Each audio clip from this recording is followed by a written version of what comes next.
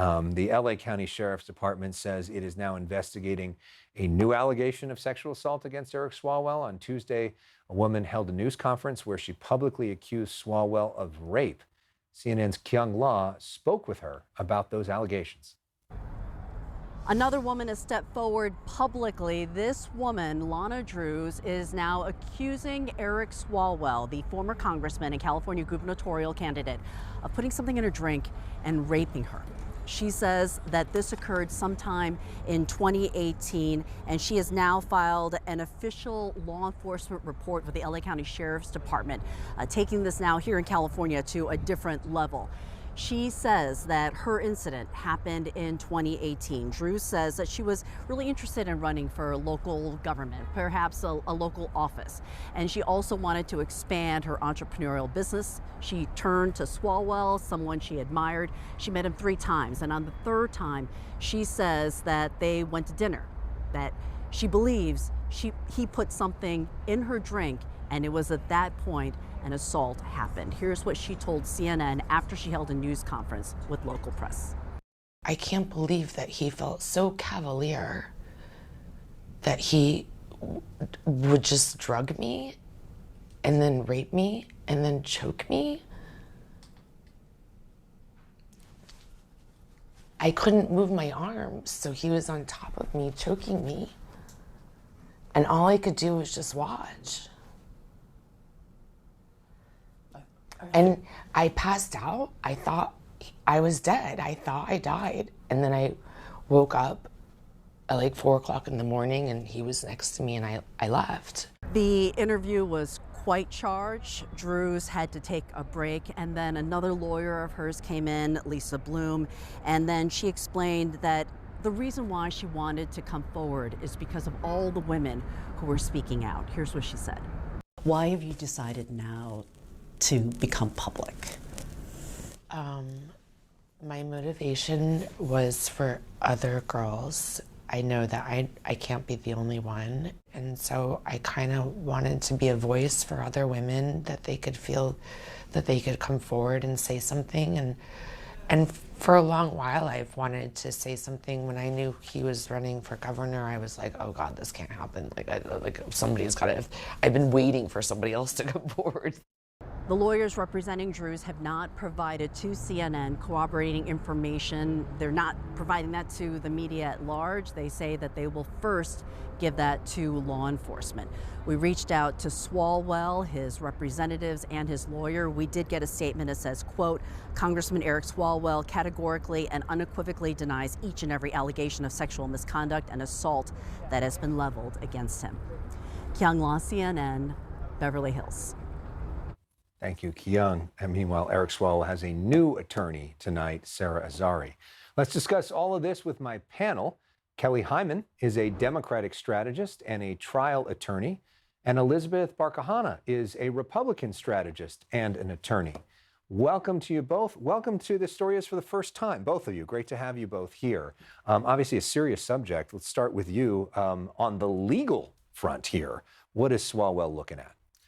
These are serious allegations, but not only is he looking at potential criminal liability, he's also looking at potential civil liability as well. So when we talk about the criminal aspects, that's where the prosecutor would bring the criminal case, whether that's potentially rape or that's sexual assault or some type of sexual harassment for those types of cases. And in those cases, the criminal cases, the penalty is potential jail time. Now, from the civil standpoint, that is more of to make the person that has been the survivor, the accused person, whole. Those type of compensation would be monetary damages, and that could potentially be cases of sexual abuse as well. So he's looking at all potential cases, not only in New York, but potentially in California as well. Right, this statement now from the LA County Sheriff's Department investigating this latest incident that they were talking about today with Lisa Bloom. Meanwhile, the political reality of this, I mean, quite stunning that Swalwell is out. And interesting to hear from a lot of the people, including his best friend there, who said, we didn't know anything at all, which a lot of people find hard to believe. It's impossible. It was reported in the media. There are videos online. This guy is a habitual predator, and he's had that reputation for now 16 years since he started running for local office. The establishment has covered for him, and as a result of that, he graduated not only to higher office to be a more powerful congressman, but also he graduated to violent sexual assault crimes, leaving a trail of victims, allegedly. Yes, it's all alleged at this point, and it's under investigation. That's true. But there is a trail of victims who all have a similar story. And so even Swalwell's own words, that is very credible evidence. What do you think this does now to the governor's race? I mean, where do we go from here? So yes, so Swalwell, so in California, we have a jungle primary, which means that on June 2nd, it's open. Anybody can vote for either party, and the top two vote getters will advance to the November election. And the polls had Swalwell being the top Democrat. The Republicans have been in the number 1 spot and the number 2 or 3 spot, and he's alternating around that time frame. Around that ranking. And after this weekend, first he dropped out of the governor's race and then he resigned from Congress. So now it remains to be seen where his support, both endorsements, money, and voters, is going to go from here. We don't know that yet. We don't know. And obviously Tom Steyer has spent over $100 million of his own money trying to do this. He just got the endorsement of the California Teachers Association, which had backed Swalwell before.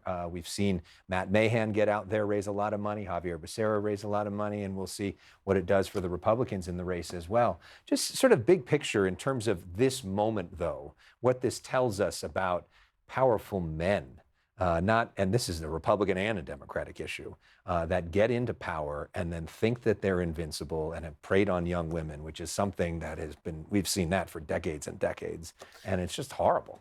No one is above the law, and no one should be. As someone that represents victims who have been sexually abused, it's important for us to remember that it takes tremendous amount of courage and strength for these women to come forward. And usually, sadly, it happens when one comes forward, they have strength in numbers and they feel comfortable about coming forward. So there needs to be some type of change. There needs to be some type of accountability. There need to be more women at the table so they can make changes. And so that is really important. Yeah, because that's been some of the question of why now, and yet some of that kind of sounds like victim blaming when you hear some of that language out there. Let's talk about the other big political headline of the night, which is what's going on with President Trump and Iran, the potential end of the Iran war with negotiations. President Trump on tonight with Maria Bartiromo. Fox News put out a clip. Let's watch this. Is this war over? I think it's close to over, yeah. I mean, I view it as very close to over. You know what? If I pulled up stakes right now, it would take them 20 years to rebuild that country.